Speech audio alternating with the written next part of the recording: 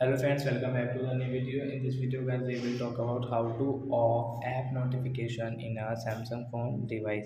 Guys, you want to off your apps notification guys. Which app guys you don't want notification on your Samsung phone screen. So as you can off your app notification in your Samsung phone device. In this video guys, I will show you guys how can you off it. So then first of all open your phone setting to off your app notification. Then guys scroll and guys you can see your notifications setting. So guys tap here. Then guys again scroll and guys click on this more. And guys you can see your all app notification from here guys you can see all then guys all.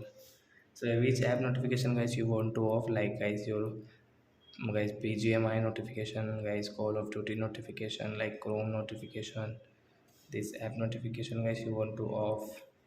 So you will have to click on guys this blue one icon, then guys your app notification will off in your Samsung phone guys. So I hope friends we have understood how to off app notification in Samsung phone. So that's it guys, thanks for watching my video guys. Now we will meet our next video with new topic.